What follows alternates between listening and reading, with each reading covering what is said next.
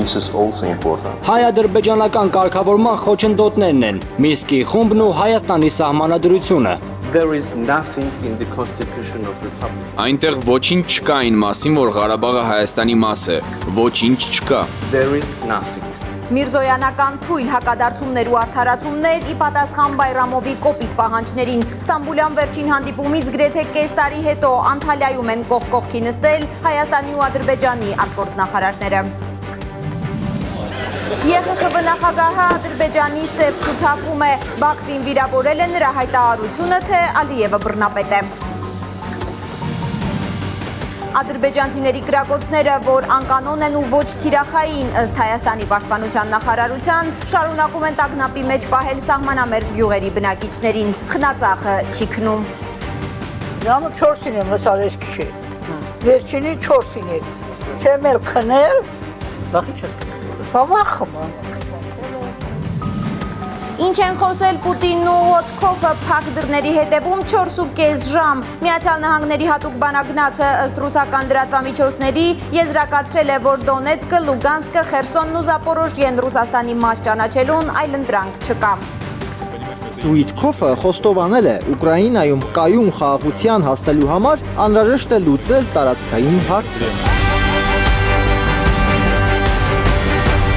Ապրիլի 12-ի գլխավոր նորությունները կհայտնի Հայլուրը, բարի երեկո սիրելի հայրենակիցներ եւ այսպես Ստամբուլյան վերջին հանդիպումից գրեթե կես տարի հետո այսօր Անտալիայում են կողք կողքի նստել Արարատ Միրզոյանն ու Ջեյհուն Բայրամովը, մեկը խաղաղության մասին հին երգով, մյուսը նոր պահանջներով։ Հայաստանի ու Ադրբեջանի արտգործնախարարներից բացի պանելային քննարկմանը մասնակցել է նաեւ նրանց վրացի պաշտոնակից Մակա Բոճորիշվիլին, բայց քննարկման առաջին րոպեները այնքան թեժ են եղել, որ Բոճորիշվիլիի մասին ասես մոռացել են։ Միրզոյանն ու Բայրամովը բանավեճի են բռնվել Հայաստանի սահմանադրությունը փոխելու Բաքվի նախապայմանի մասին խոսելիս։ Բայրամովը ուղիղ ասել է, որ հայ-ադրբեջանական կարգավորման խոչընդոտներն են Մինսկի խումբը ու Հայաստանի սահմանադրությունը։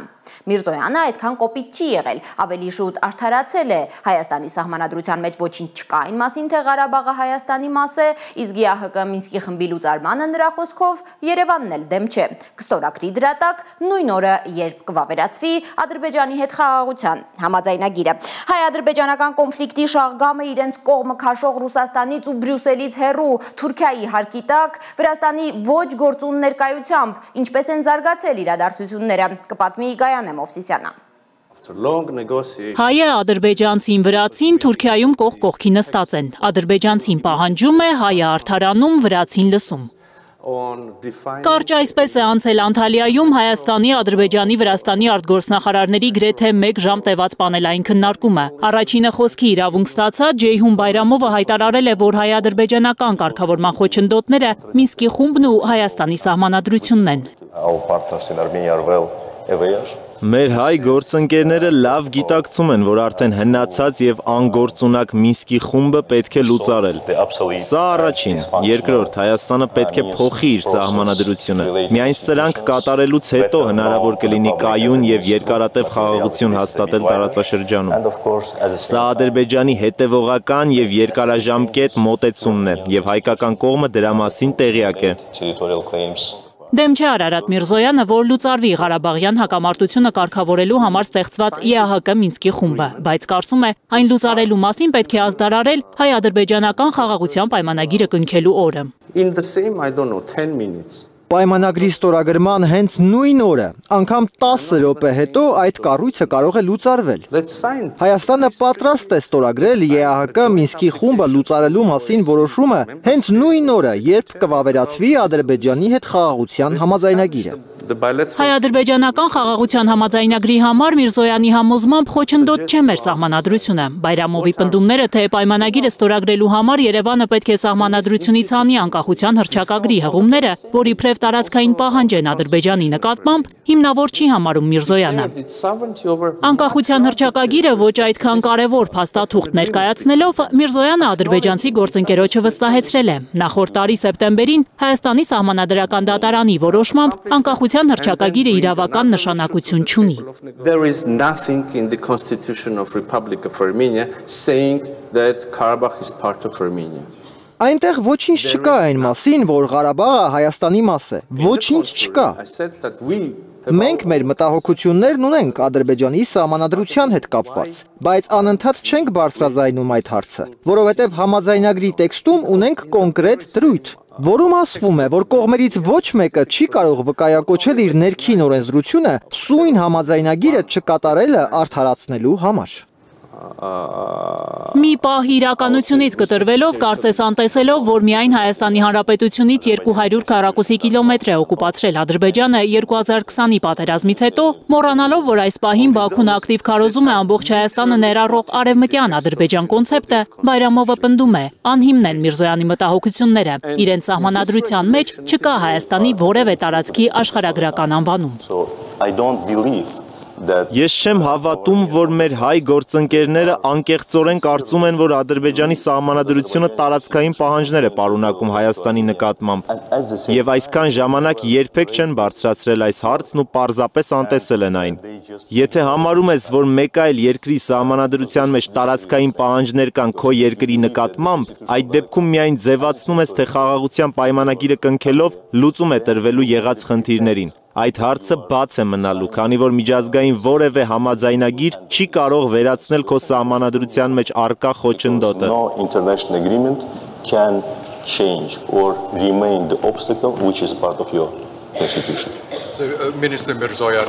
Այդ պահին մոդերատորը հարցնում է Միրզոյանին. ամեն դեպքում Հայաստանը դիտարկում է սահմանադրությունում հնարավոր փոփոխություններ անելու հարցը։ Հայաստանի արտգործնախարարը որևէ հստակ պատասխան չի տալիս։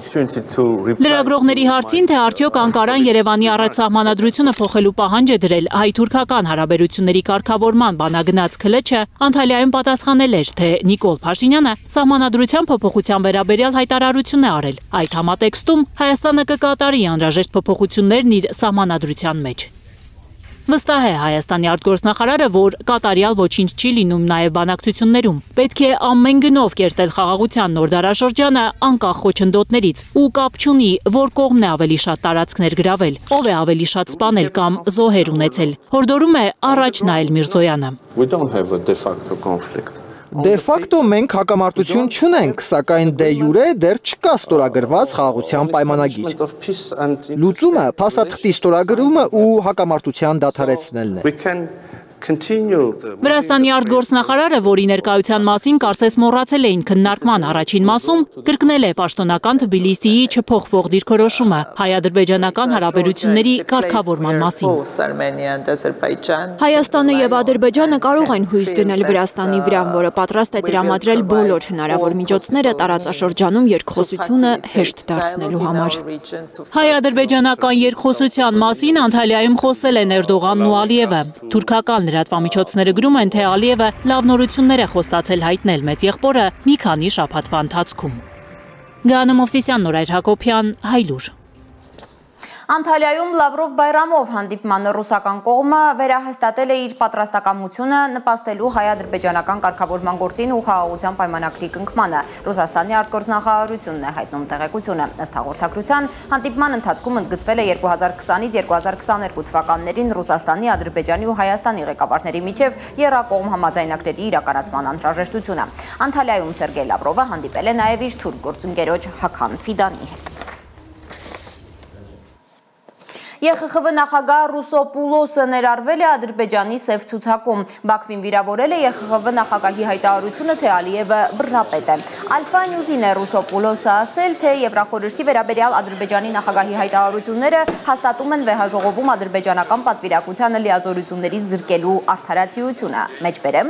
2 օր առաջ Ալիևը ամենացինիկ ձևով ասաց, որ թքած ունի Եվրախորհրդի վրա եւ որ կարծում է, թե մենք նրա կարիքը ավելի շատ ունենք, քան ինքը մերը, որ աշխարհը փոխվել է։ Նա կեղծ լուրեր տարածեց հայտարարելով, թե Եվրոպայի խորհուրդը որոշել է վիճարկել ադրբեջանական պատվիրակության լիազորությունները Լեռնային Ղարաբաղի եւ Կռվի պատճառով, որում հաղթել է իր երկիրը։ Սա բացարձակ կեղծիք է։ Մենք ոչինչից չենք վախենում Ալիևից կամ որևէ մեկից, որ իրեն բռնապետի պես է պահում, հայտարարել է ԵԽԽՎ նախագահը։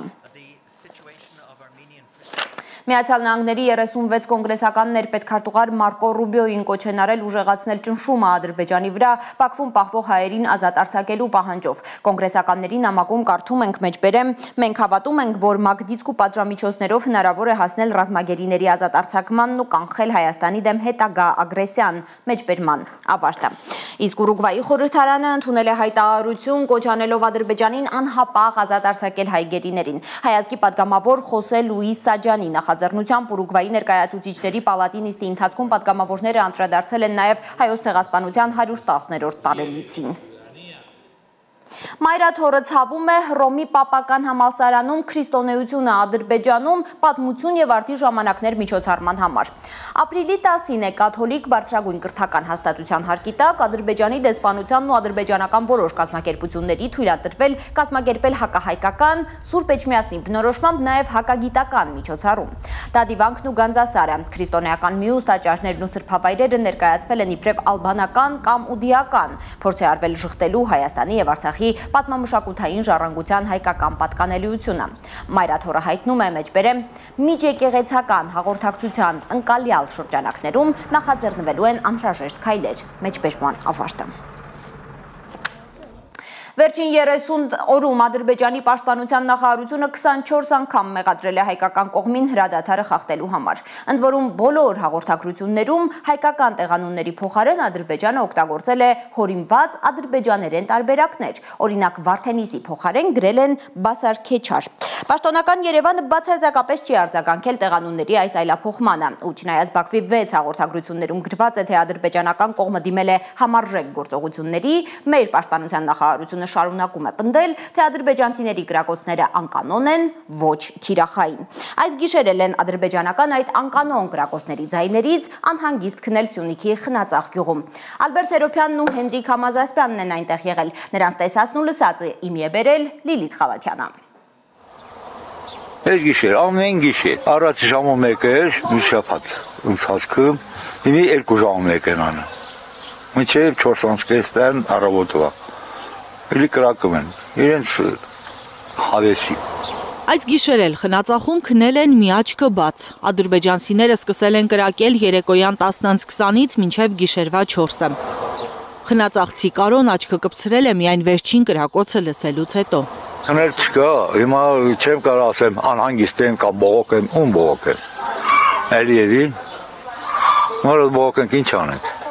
Ես պետք է ուղղակի իրաց այդ կրակոցներին ընթաց տանք։ Մենք էլ հանկարծ կրակենք, ինքը բզբզմավոր սկսի։ Բայց պետք է մի քիչ համբերել է պետք։ Քնելը ոնց է, հիմա էլ ասեմ, ես վերջի օրերն սպասում ենք, որ կրակը պրծնեն, որ քնենք։ Կրակոցների ժամից, տևողությունից, ինտերվալներից գյուղացին արդեն հասկանում է, Ադրբեջանը էսկալացիա է սկսում, թե վախեցնում է հայերին ու դրանից հաճույք ստանում։ Ճիպոտ իրա ձեռն է, ինչ ձևի ուզում է խփում է։ Կրակոցներից մի բան ճոկում ենք, էլի։ Այս կրակոցը ինչ նշանակություն ունի։ Ուղղակի ձեռ առնելու նման մի բան է։ Մեր հոգու հետ խաղում են։ Հոգեկան ազդեցություն են թողում նախ։ Խնածախում ամեն օր արթնանում են լավ լուրի ակնկալիքով։ Այդ լավ լուրը խաղաղություն անունն ունի, որ արդեն երկար ժամանակ է Երևանից գոռում են, թե գալիս է, բայց փոխարենը Խնածախում նորից երեկո է գալիս ու նորից լսվում են զենքերի ձայները։ Ժամը 4-ին եմ լսալ այս գիշեր։ Վերջինի 4-ին էր։ Չեմ էլ քնել։ Վախի չես քնել, որ լսում։ Բա վախում եմ։ Դուք եկամ դուրս ու դուք չկես դուրս։ Խաղաղությունը լավ խաբարն է մոզում գիտեմ խաղաղությունը ինգի էմիրա թղթերի ստորագրե հաշտության պայմանագիր կապը մի միջազգի դերդը եկած տասմա միջե միջազգը տավես կստորագրե ամեն ինչը վախում եք այն համար չեմ է վախում ես այսօր կամ եկուս չկամ իմ երեխաների համար եմ վախում որլող չացալ են Կլամանացա մի տղասել են վերև մակնդա, հեն ադնրա տոնը ավելի չկատում նա։ Դե պրանում եմ ասեմ, բա այնա շաբադին ռաչին կոնչինի։ Էտ ապրիլա տարը։ Ինչ է զգում խնածաղցին, խոզնավարցին, երբ ամեն երեկո կրակոցների ժամանակ երեխաները թաքստոցներ են փնտրում։ Օրինակ են խոխամ 4 տարեկան այս մեղք ունի, որ ես գյուղ մացանվա։ Ես իշ մեղավեր եմ ուշ եմ սրվա, մեղք ունեմ տեղ։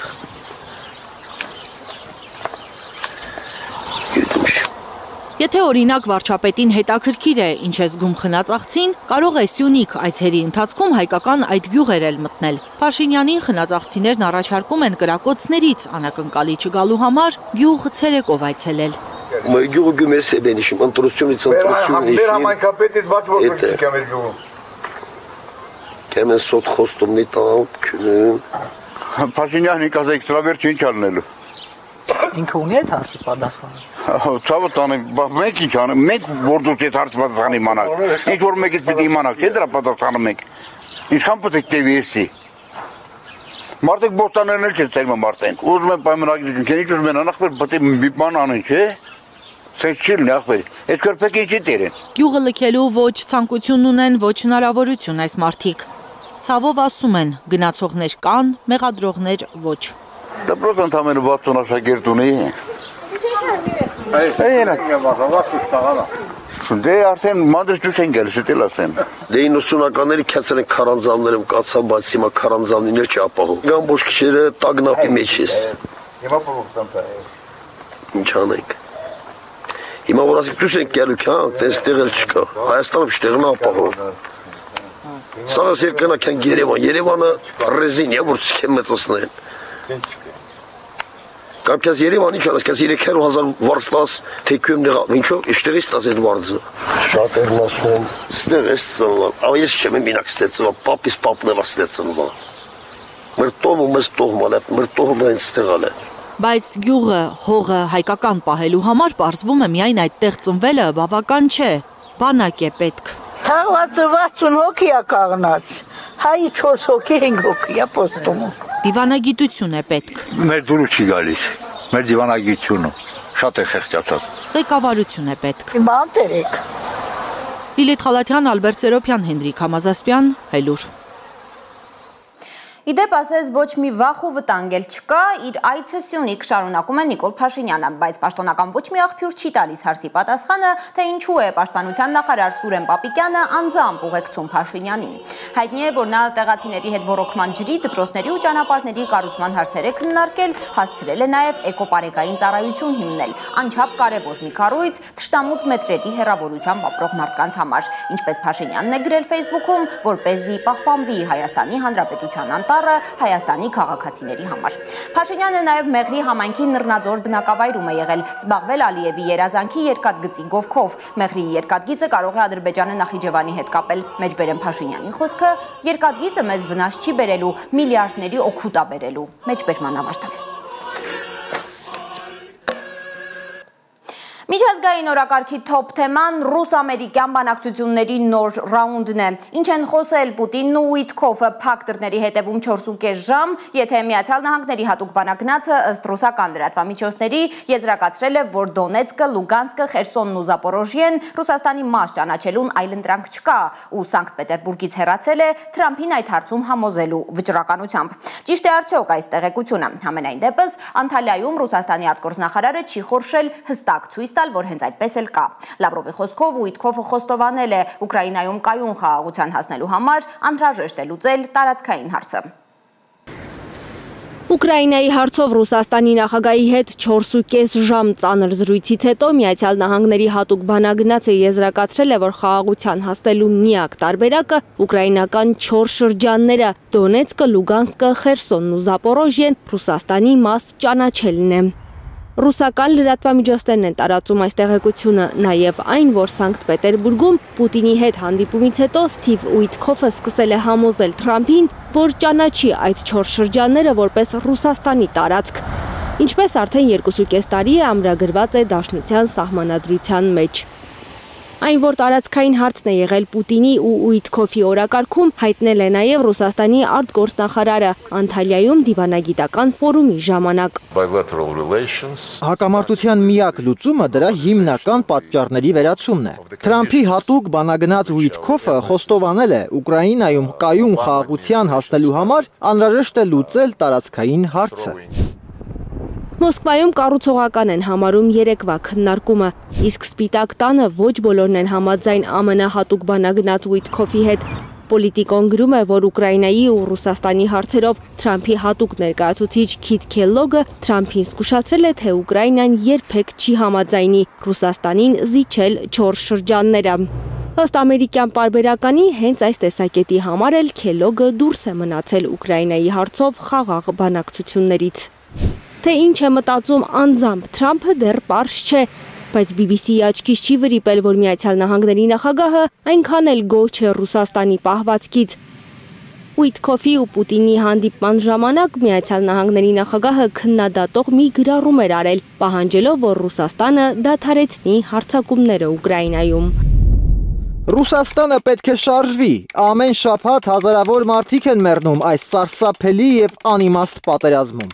Ռուսաստանը այսօր բողոք նամակ է գրել Միացյալ Նահանգներին, թե Ուկրաինան չի կատարում էներգետիկ օբյեկտներին չհարվածելու մասին պայմանավորվածությունները, որը ձեռք էին բերել Պուտինն ու Թրամփը մարտի 18-ի հեռախոսազրույցի ժամանակ, եւ որին ի դեպ համաձայնություն էր տվել նաեւ Ուկրաինայի նախագահը։ Այդ տվյալները փոխանցում ենք Վաշինգտոնին որպես նախաձեռնության համահեղինակ, ցույց տալու, որ Կիևը չունի հետագայում խաղաղության շուրջ բանակցություններ վարելու ցանկություն։ Ռուսաստանի արտգործնախարարությունը հայտնում է, որ Կիևը արդեն 60 անգամ խախտել է էներգետիկ օբյեկտներին 30 օրով չհարվածելու պայմանավորվածությունը ու օդային հարվածներ հասցրել դրանց։ Բայց մեղադրանքները միակողմանի չեն։ Ուկրաինան էլ գրեթե ամենօրյա ռեժիմով ռուսական բանակին է մեղադրում իր առանց այդ էլ շարքից դուրս եկած էներգետիկ օբյեկտները թիրախավորելու համար։ Հասմիկ Սերոփյան, Նորայր Հակոբյան, Հայլուր։ Պուտինի ձեռքը սեղմելուց հետո Սանկտ Պետերբուրգից Օման է մեկնել Թրամփի հատուկ բանակնած Ուիտքոֆը մի ուրիշ ոչ պակաս պատասխանատու բանակցության Իրանի միջուկային ծրագրի շուրջ։ 2.5 ժամից ավելի շփվել է նա Իրանի արտգործնախարարի հետ, բայց պաշտոնական Թեհրանը պնդում է, որ բանակցությունը ոչ թե ուղիղ է եղել, ինչպես Միացյալ Նահանգների նախագահն է ասում, այլ միջնորդավորված։ Առայժմ պարզ չէ, ինչ նկատի ունի իրանական կողմը, ասելով միջնորդավորված։ Հայտնի է, որ արդյունքում կողմերը պայմանավորվել են քննարկումը շարունակել եկող շաբաթ։ Ավելի վաղ Միացյալ Նահանգների նախագահը սպառնացել էր, որ Իրանի շահերից չի բխում, եթե բանակցությունները հաջող չընթանան։ Ասել էր, լավ օր չի լինի այդ դեպքում Իրանի համար։ Հնարավոր է, որ Միացյալ Նահանգներ Իրան սրացումը իրական ռազմական գործողություն ծնի։ Փորձագետներին լսել է Կարինե Մանգասարյանը։ Դոնալդ Թրամփն ուզում է տեսնել երջանիկ, հիանալի Իրան, բայց առանց միջուկային զենքի։ ԱՄՆ նախագահը Օման է ուղարկել իր հատուկ բանագնաց Սթիվ Ուիտքոֆին։ ԱՄՆ-ի հետ բանակցությունների համար Օմանի մայրաքաղաք Մասկատ է մեկնել նաև Իրանի արտգործնախարար Աբբաս Արաղչին։ Ողերիմ թշնամիներ համարվող Իրանի ու ԱՄՆ-ի բանակցություններում միջուկային նոր համաձայնագրի կնքման հարցն է։ Էքսիոս լրատվական հարթակը վկայակոչելով իր դիվանագիտական աղբյուրները գրում է, որ Թեհրանը Վաշինգտոնին առաջարկում է աշխատել ժամանակավոր միջուկային համաձայնագրի կնքման ուղղությամբ, նախքան համապարփակ համաձայնագրի շուրջ բանակցությունները։ Ըստ էության, Օմանում այս տեղեկությունը հաստատել է նաև Իրանի արտգործնախարարը։ Մենք մտադիր ենք հավասար դիրքերից հասնել արդար եւ արժանապատիվ նախաձեռնության։ Եթե մյուս կողմը նույն դիրքում է, Աստծո կամոք նախնական փոխըմբռնման հնարավորություն կլինի, որն է բանակցությունների ուղու սկիզբը կլինի։ 2018-ին ԱՄՆ նախագահ Դոնալդ Թրամփը հայտարարեց 2013-ին ստորագրված Իրանի միջուկային ծրագրի վերաբերյալ համաձայնագրից երկրի դուրս գալու մասին։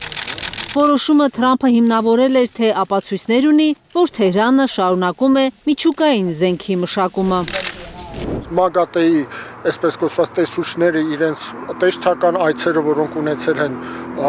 Իրանի միջուկային օբյեկտներ, բոլորը արձանագրել են, որ միջուկային զենք ստեղծելու բան չկա այս ամբողջ ծրագրում։ Ուղղակի այդ խտացման հարցն է, որ եթե 30%-ով խտացվում է, կարելի է, հնարավոր է տեսականորեն միջուկային զենք ձեռք բերել։ Երբ ՄԱԳԱՏԷ-ի տեսուչներն ըստ էության ցնում են ամերիկացիների կասկածները, ինչու է Վաշինգտոնը համառորեն Թեհրանին մեղադրանքներ ուղղում։ Փորձագետների կարծիքով Իրանի վրա ճնշմամբ Թրամփը մտադիր է առաջին հերթին Պեկինին խեղճացնել։ Միացյալ Նահանգները Չինաստանի նկատմամբ կիրառվող մաքսատուրքը հասցրել է 145%-ի։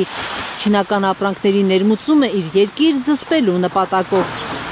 Ուղղակի ձեռքերը որոնելու քաղաքականությունը իրականացնում Տրամպը, ասում է բոլորը խելոքանալու են։ Ասողը ես եմ։ Այսօր կասեմ 10, վաղը կասեմ 50, այսօր 128։ Ամերիկյան պատժամիջոցները շրջանցելով Պեկինը դարձել է Թեհրանի գլխավոր հաճախորդը հում նավթի առևտրում։ Չինաստանի տնտեսությունը սնվում է հենց իրանական նավթից եւ հենց սրա դեմն է ուզում առնել բիզնեսմեն Թրամփը։ Տրամպը ինքը խաղադրույք հանմավեր է առավելագույն։ Իսկ Թրամփի առավելագույն խնդիրը մեկն է՝ Չինաստանին տնտեսապես չեզոքացնելով ինքն ու Պուտինը կկարողանան հանգիստ կիսել աշխարհը։ Ռազմական փորձագետը նկատում է Ռուսաստանն ու Միացյալ Նահանգները միասին տիրապետում են 5000-ից ավելի միջուկային մարտագլխիկով հրթիռների։ Ռուսաստանը եւ Միացյալ Նահանգները ունեն այն զինանոցը, որով կարող են երկիր մոլորակը պարբերաբար ոչնչացնել, որովհետև որոշելու ժամանակ գնահատում է ոչ թե պետությունների տնտեսական հզորությունը, ոչ իրանց ազդեցությունը այլ երկրներում, հատուկ ծառայությունների ազդեցությունը, այլ միջուկային զինանոց։ Վերջին ամիսներին Մերձավոր Արևելքում ռազմավարական դիրքերը բավականին թուլացրած Իրանում հասկանում են, որ այս պահին չեն կարող արհամարել Վաշինգտոնի մեղադրանքները եւ հրաժարվել բանակցություններից։ Միջուկային նոր համաձայնագրի կարիք կա։ Իրանում են ասում, որ այդ համաձայնագրին վերադառնալը այլևս անհնար է, անհրաժեշտ է նոր համաձայնագիր, բայց ոչ այն պայմաններով, որը փորձում է Արևմուտքը եւ մանավանդ Միացյալ Նահանգները թելադրել։ Մինչ Օմանում սկսված բանակցությունները Թրամփը սպառնացել է, թե ռազմական հարված կհասցնի Իրանին, եթե համաձայնագրի ստորագրումը ձախողվի։ Թեհրանն էլ իր հերթին է զգուշացրել Վաշինգտոնին, իր վրա ցանկացած հարձակում ԱՄՆ-ին կներքաշի խոշոր պատերազմի մեջ ամբողջ Մերձավոր Արևելքում։ Վերլուծաբանները վստահ են, ռուս-ուկրաինական խաղաղության գործընթացի քավոր Թրամփի միայն հռետորաբանությունն է կոշտ։ Իրանի դեպքում նա հազիվ թե գնա իրավիճակը սրելու ճանապարհով։ Կարնե Մանգասարյան, Նորար Շարբաթյան եւ Անի Ղանդիլյան, Հայլուր։ Սիրելի հայրենակիցներ, այժմ համառոտ այն մասին, թե ինչ ունենք թողարկման երկրորդ մասում։ Հիմա ծանր աշխատում եմ, որպեսզի կարողանամ մարեմ այդ 700,000-ը։ Կամքից անկախ վարկի տակ ընկած մարդիկ ինչ գործողություններից հետո են նրանք հանկարծ պարզել, որ խարդախները վարկեր են ձևակերպել իրենց անունով։ Պետք է այդ գումարները պահանջեն նրանցից, ում տրամադրել են։ Ծեծը այնքան դաժան է եղել, որ աշխատակիցներից մեկը փակել է ազատազրկվածին իր մարմնով։ Հրատապ հաշվետվություն Նուբարաշենի ծեծուջարդի մասին։ Նոր-նորքի մեր կացած այգին, ինչու է քաղաքապետարանը որոշել կտրել հին փարթամ ծառերը, նոր տնկիներ դնել հողում։ Մենք ծառի կոմարքանք ասես իսկ ինչ ենք անում, երկրապատերազմ բանի տեղ վրա շավատան։ Եվ Էդնան արթնացել է, օրվա կադրում Եվրոպայի ամենաբարձր ու ամենաակտիվ հրապուխն է։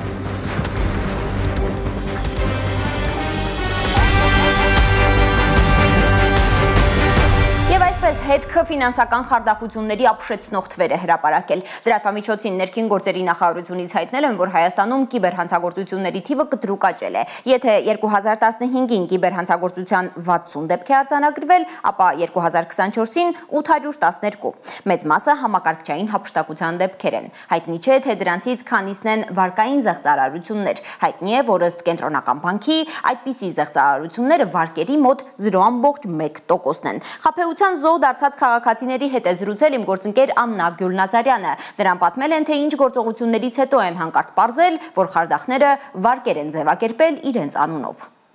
Հակերը, զեղծարարը։ Այս կինը, որ չցանկացավ երևալ տեսախցիկների առաջ, Լիստեյեմով վաճառում էր համակարգչային սեղան։ Viber-ով հաղորդագրություն է ստացել, թե հավանել են, ուզում են գնել։ Ստացա Viber-ի SMS Ոմն Աստղիկ Նարեկ օգտատիրոջից, ասեց, որ Խաղաղ Աբովյանում է ապրում, փոքր երեխաներ ունի, չի կարող ինքը անձամբ վերցնել, խնդրում է, որ մենք առաքենք։ Ասեցի, որ առաքում չենք իրականացնում։ Օգտատերը գրել է, որ առաքումը անձամբ ինքը կկազմակերպի ու հղում կուղարկի, որտեղ կինը կարող է տեսնել վճարված գումարը։ Նույն Yandex-ի հղումներ բացարձակ ոչ մի տարբերություն։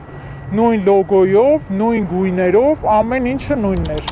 Ինքը անգամ գլխի չի ընկել, որ դա Yandex-ի իրական կայքը չէ։ Այնտեղ օգտատիրոջ խնդրանքով կինը գրել է իր բանկային քարտի հաշվեհամարը եւ անվտանգության եռանիշ կոդը։ Ասեցի, ես չեմ հասկանում ճիշտն ասած, որ խնդրեմ կօգնեք հասկանամ, ես Yandex-ից երբեք գումար չեմ ստացել ինքս, ասեց հա Yandex-ի միջոցով եմ գումարը փոխանցել, պիտի սխմեք այդ կոճակը, որ ստանաք։ Հետո ասել է, որ այն բանկի քարտը, որը կինն է կցել, չի աշխատում Yandex-ում, խնդրել է այլ քարտի տվյալներ փոխանցել, կինն էլ անզգուշորեն փոխանցել է։ Հղումը արդեն բաց էր իմ էկրանին ու ես մինչև մտնում եմ այդ ժամանակ իդրամի մեջը, հաստատի իրանք արդեն իմ հեռախոսին մուտք են ունեցել ու իրանք տեսել են ողջ գործողությունը, որ կատարվում է իմ էկրանին։ Այսինքն եւ կոդերը եւ իմ մուտքը իդրամի հաշիվ իրանք սաղ տեսել են ու ես մտնում էի հաշիվ զուտ հասկանամ այդ գումարը նստեց թե չէ։ Հետո ստանում եմ մեյլից նամակ, որ ուրիշ սարքից մուտք են գործել ձեր իդրամ, եթե դուք չեք, անմիջապես ահազանգեք։ Պարզվել է, որ այս կնոջ անունով մոտ 700,000 դրամ վարկ է ձևակերպվել։ Նա ակամա դարձել է ֆինանսական խարդախության զոհ։ Իմ համար իրոք տարօրինակ է, որտեվ նույն դեկտեմբերին մի քանի օր առաջ, երբ որ գնացել էինք հեռախոս վերցնեինք ապառիկով, ոչ մի բանկ ինձ չտվեց նույնիսկ 200,000 դրամ։ Անելանելի վիճակի մեջ հայտնված կինը պարտքով գումար է վերցրել իր բարեկամից վարկը վճարելու համար, ասում է բանկին տոկոսներ չտալու համար է արել։ Իր 60,000 դրամ աշխատավարձով արդեն 5 ամիս չի հասցնում եւ ապրել եւ պարտքը մարել։ Չէի պատրաստվում առողջական խնդիրներ ձեռք բերեմ զուտ նրա համար, որ ինչ-որ հիմարի պատճառով ընկել եմ այս զգացության մեջ։ Հիմա ծանր աշխատում եմ, որպեսզի կարողանամ մարեմ այդ 700,000-ը։ Իրավապահներին է դիմել, պարզվել է միայն ինքը չէ, որ խաբեբաների թակարդում է հայտնվել։ Հանրային վերահսկողություն հասարակական կազմակերպության նախագահ Մհեր Կարագոզյանի խոսքով ավելի քան 280 քաղաքացի է այս խնդրի առաջ։ Քննչական կոմիտեն է զբաղվում այս հարցով։ Խարդախության տուժածները 5 ամիս է սպասում են կոմիտեի որոշմանը, հույսով, որ ազատվելու են իրենց չվերցրած վարկերից։ Պետք է այդ գումարները պահանջեն նրանցից, ում տրամադրել են իրենց գումարները, այսինքն զեղծարարներին։ Համբերություն ունեցեք քրեական գործի ավարտից հետո, երբ որ կբացահայտվի հանցագործը, հանցագործից կգնաք կպահանջեք այդ գումարները։ Բանկեր, պետություն եւ նման մարմիններ, ինչ եք քաղաքացու համար ստեղծում այսքան դժվարություններ։ Քաղաքացին ինչի ապահով չի ապրում այս պետությունում եւ քաղաքացին ինչի է թալանվում։ Բանկերը, փորձագետները հաճախ են հորդորում, անգամ ապրանքը վաճառելիս պետք է զգույշ լինել, անձնական հատկապես բանկային տվյալները չհայտնել։ Ես հայտնվելու եմ շուտով, 1 ամիս է մնացել, սև ցուցակում, բնակարանով են սպառնում, զանգեր են կազմակերպում, խաթարվել է իմ անդորը։ Խաբված կանանցից մեկն էլ Եվգենե Հովսեփյանն է, նա անցած տարվա վերջին է ֆինանսական խարդախության զոհ դարձել, արդեն գործող 4 վարկ է ունեցել, երբ իրեն շնորհավորել են հերթական 2.5 միլիոնի համար։ 1 ամիս է վճարել ընդամենը, որպեսզի չհայտնվի սև ցուցակում, մինչև բանկը կարգավորի խնդիրը, բայց արդեն 5 ամիս խնդիրը լուծում չի ստանում, իսկ բանկը ամեն օր պահանջում է մարել ամսական վճարները։ Ինֆորմացիա գնում բանկից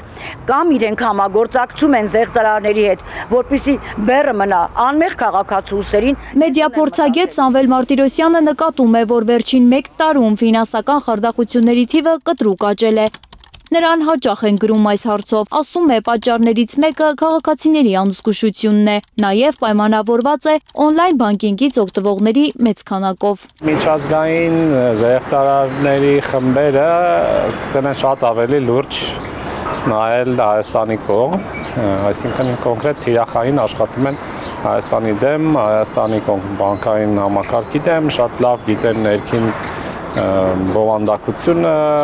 հայերենի լավ տիրապետող ինչ-որ մարդիկ կան թիմերում։ Մարտիրոսյանի խոսքով խարդախների թիրախում կարող են հայտնվել նույնիսկ բանկերի աշխատակիցները։ Մասնագետը խորհուրդ է տալիս զգույշ լինել, ստուգել հղումների ճշտությունը մինչ մուտք գործելը։ Մարդ պետք է լավ հասկանա, որ եթե ինքը օնլայն բանկինգից է օգտվում ու այնտեղ իր փողերն են, դա նշանակում է, որ ինքը պետք է սովորի, ուրիշ տարբերակ չկա։ Աննա Գյուլնազարյան, Միլենա Պողոսյան, Աշոտ Մնոյան և Սմբատ Ասլիկյան, Հայլուրի համար։ Պարեկների կողմից վարորդի նկատմամբ բռնության փաստով քրեական բարույթ է նախաձեռնվել քննչական կոմիտեում։ Իրավունքների պաշտպանություն առանց սահմանների հասարակական կազմակերպությունն է հանցագործության մասին հաղորդում ներկայացրել։ Բարույթը նախաձեռնվել է պաշտոնատար անձի կողմից իշխանական կամ ծառայողական լիազորությունները չարաշահելու հատկանիշներով, որը կատարվել է բռնություն գործադրելով կամ բռնության սպառնալիքով։ Ինչպես պատմել ենք ներքին գործերի նախարարության պարեկային ծառայության մի խումբ ծառայողներ, մարտի 31-ին փակած են եղել փողոցը Գերմանիայի նախագահի Ավտոշարասյան անցումը ապահովելու համար, երբ մի պարեկ մոտեցել է մեքենայում նստած վարորդներից մեկին, բռնությամբ հանել նրան մեքենայից, փռել ասֆալտին ու ձեռնաշխտաներ հագցրել։ Ավելի ուշ ներքին գործերի նախարարությունը պարզաբանել է, թե վարորդը հայհոյել է, տղամարդը կտրականապես հերքել է այդ պնդումը Հայլուրի հետ զրույցում։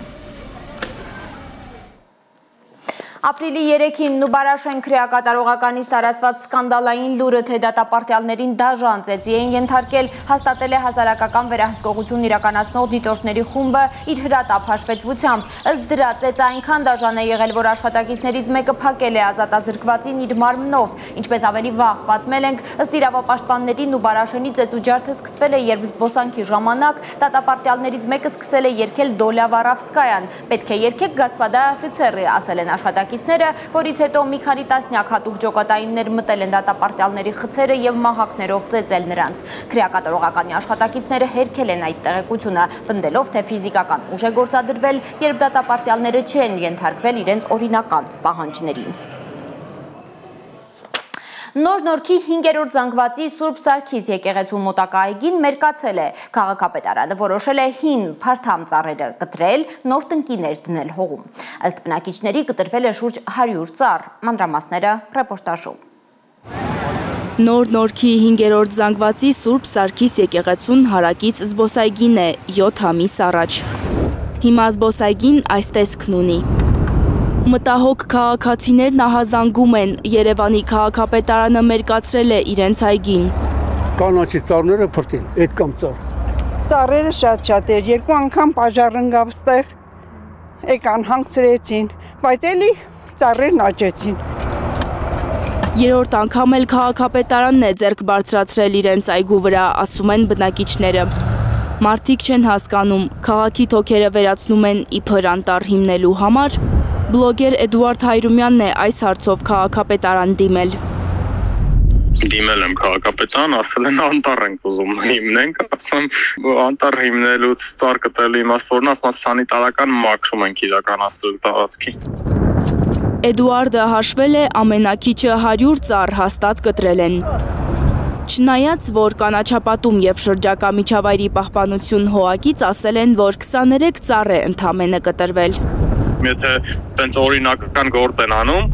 ինչու են հետքերը թաքցնում էլի, որովհետև ես լիքը բացահայտեցի իմ տեսանյութը եթե նայել եք, ծառը հատելուց հետո ասենց հողով ու բանով հին տերևներով ծածկել են, որ հանկարծ կոճղերը չերևա, այդ հատ տենց Google-ով նայել եմ որտեղ է ծառել, գնացել տեղ քչփորել եմ ու ծառի կոճղերը բացել եմ, էլի, թարմ կտրած կամ ապիլկանների հետ, այդ թեփուկների հետքերով որ կտրում են։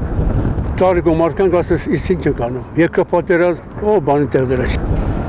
Բանի տեղ չեն դրել Նոր Նորքի 5-րդ զանգվածի բնակիչների ասածը։ Հիմա քաղաքապետարանի աշխատակիցներն են աշխատում այս մերկ այգում։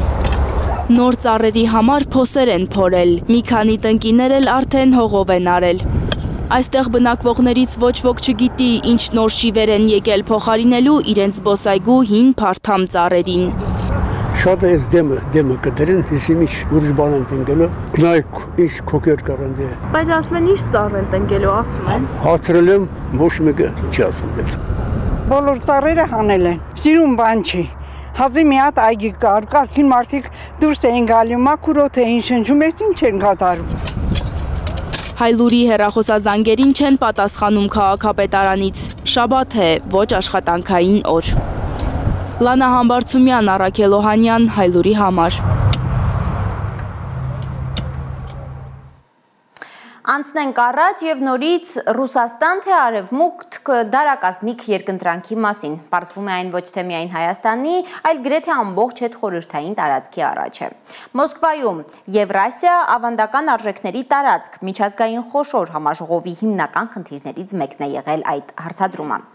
Եվրոպայի խոշորագույն փառատոններում մրցանակների արժանացած կինոռեժիսոր Էմիր Կուստուրիցան չի հասկանում, ինչու է Հայաստանը ուզում փոխել արտաքին քաղաքական վեկտորը։ Եվրոպական անունով հայտնի արժեքները նրա կարծիքով հայի արյան մեջ են։ Դրանց հետևից Եվրոպա գնալ պետք չէ։ Լիլիթ Գասպարյանի ռեպորտաժը։ Հայաստանից, Մոլդովայից, Բելարուսից, Ղազախստանից, հետխորհրդային երկրներից ավելի քան 600 քաղաքական ու հասարակական գործիչ է մասնակցում Մոսկվայում Եվրասիա ավանդական արժեքների տարածք միջազգային խոշոր համաժողովին։ Ռուսական ոչ մի կազմակերպություն Հայաստանում դեռ այդքան բան չի արել, ինչքան Եվրասիան այս մեկ տարվա ընթացքում։ Այսպես է գնահատում Հայաստանում արդեն մեկ տարի գործող Եվրասիա կազմակերպության աշխատանքը Տիգրան Քոչարյանը։ Նա շատ կուզեր, որ Հայաստանում ռուսական կազմակերպությունների աշխատանքի մասին շատ խոսվեր։ Պետք է բարձրաձայնվի այն, ինչ փորձում է անել Ռուսաստանը, համապատասխան մեդիա աղմուկ պետք է լինի։ Ցավոք Ռուսաստանյան կառույցները նման փորձ քիչ ունեն։ Մենք անընդհատ առաջարկում ենք տարբեր մեթոդներ, համակարգված աշխատանքով, պրոֆեսիոնալ կադրերի ներգրավմամբ եւ կազմակերպվածությամբ կարելի է մեծ հաջողությունների հասնել։ Տիգրան Քոչարյանն առանձնացնում է «Ճանաչիր Ռուսաստանը» ծրագիրը, որի շնորհիվ հայ կամավորները կարողանում են իսկապես ճանաչել այդ երկիրը, կոտրելով Ռուսաստանի շուրջ ստեղծված միֆերը։ Այն, ինչ արել է Եվրասիան Հայաստանում, իսկապես աննախադեպ է։ Ուզում եմ առանձնացնել «Ճանաչիր Ռուսաստանը» մեդիատուրը, որի շնորհիվ ուսանողները, երեխաները, կամավորները հնարավորություն ունեն դուրս գալ Հայաստանից։ Հայաստանում մարդիկ ստանում են տեղեկություններ, թե Ռուսաստանում ամեն ինչ վատ է պատժամիջոցների պատճառով։ Մարդիկ սոված են, երկիրը չի զարգանում, բայց այդ ծրագրի շնորհիվ մարդիկ գալիս են Մոսկվա, օգտվում էլեկտրոբուսներից, մետրոյից, խանութներից, լինում կարմիր հրապարակում ու իրենց աչքով տեսնում ինչպես է կյանքը եռում Մոսկվայում։ Ռուսաստանի ու դրա ղեկավարի մասին կարծրատիպերի մասին է պատմում լատվիացի այս բլոգերը, որը Լատվիայում իրեն քաղաքական հալածյալ է զգացել ամեն անգամ, երբ բարձրաձայնել է Ռուսաստանի հետ լավ հարաբերություններ ունենալու անհրաժեշտության մասին։ Ես բարեկամական, ադեկվատ հարաբերությունների կոչ էի անում Ռուսաստանի, Բելարուսի հետ։ Դա իսկապես մեզ համար շահեկան կլիներ, քանի որ ոչ միայն ընդհանուր արմատներ, բարեկամական կապեր ունենք Ռուսաստանի հետ, այլև գաղափարապես ենք շատ նման ռուսներին։ Но, к сожалению, это не нравилось, скажем так, спецслужбам Латвии. Ցավոք իմ կարծիքը դուր չէր գալիս Լատվիայի հատուկ ծառայություններին։ Ինձ ասացին, որ պետք է լռեմ։ Դե ես չէի կարող լռել։ Ստիպված էի ուղղակի լքել Լատվիայի հանրապետությունը։ Լատվիան մեկն է այն հետխորհրդային երկրներից, որ ավելի քան 50 տարի լինելով ԽՍՀՄ կազմի մեջ, հիմա հնարավորինս փորձում է նվազեցնել կախվածությունը Ռուսաստանից։ Եվրոպայի խոշորագույն փառատոններում մրցանակների արժանացած կինոռեժիսոր Էմիր Կուստուրիցան չի հասկանում, ինչու է Հայաստանը ուզում փոխել արտաքին քաղաքական վեկտորը Ռուսաստանից դեպի Եվրոպա։ Եվրոպայский путь это ваш путь։ Եվրոպական ուղին հենց ձեր ուղին է, բայց դա չի նշանակում, որ դուք պետք է դեպի Բրյուսել գնաք։ Европа это Брюссель или это другой, потому что это вы, Европа это вы։ Դուք եք Եվրոպան։ Եթե դուք ձեր ճանապարհին մնաք, դա ամենալավ ճանապարհը կլինի։ Սերբ ռեժիսորը Հայաստանի ճակատագիրը նմանեցնում է Սերբիայի ճակատագրին։ Սերբիան էլ դաժան պատերազմների միջով անցնելուց հետո կանգնած է ընտրության առաջ՝ Եվրոպա թե Ռուսաստան։ Իդեպ ըստ Կուստուրիցայի Բելգրադի բնակիչների գենետիկ կոդն ուսումնասիրելիս պարզվել է, որ նրանց մեծ մասը հայկական ծագում ունի։ Լիլիթ Գասպարյան, Արտակ Հերիքյան, Տիգրան Գասպարյան, Հայլուր։ Շարունակենք 3 մարդ է զոհվել, մեկը վիրավորվել Միացյալ Նահանգների Ֆլորիդա նահանգում տեղի ունեցած ավիավթարի հետևանքով։ Փոքրիկ ինքնաթիռը մոտ 20 րոպե է օդում մնացել ու ընկել է Բոկա Ռատոն քաղաքի երկաթգծի վրա։ Երեկ էլ Նյու Ջերսիում տեղի ունեցած ողբերգական ավիավթարի հետևանքով 6 մարդ է մահացել։ Ֆլորիդայի ողբերգությունը Միացյալ Նահանգներում այս տարվա 88-րդ ավիավթարն է, ըստ Միացյալ Նահանգների տրանսպորտային անվտանգության ազգային խորհրդի։ Արթնացել է Էդնան ու խոսքը ամենևին էլ իմ դստեր մասին չէ։ Եվրոպայի ամենաբարձր ու ամենաակտիվ հրաբուխը նորից կրակոտ ու տպավորիչ տեսք է ստացել ուրբաթ։ Էդնայի ժայթքումը լուսավորել է երկինքը։ Կադրերում տեսնում եք, թե ինչպես են լավայի շիկացած գետեր հոսել լեռան լանջերով, մոխրի բարձր սյուներ բարձրացել օդ։ 2013 թվականից է Էդնան մշտական ժայթքման վիճակում։ Միայն անցյալ տարի գրանցվել է Էդնայի 5 խոշոր ժայթքում։